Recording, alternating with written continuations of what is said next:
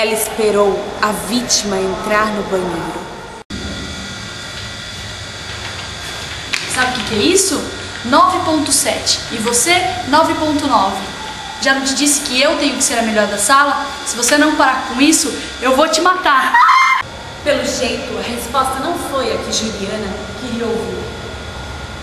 Se ficar mais bege que isso, eu vou lápis de cor. Ela mereceu! Ela mereceu! Ai, depois dessa eu vou pra casa. Tô só o dizer. Ah, ainda bem que tudo acabou, né?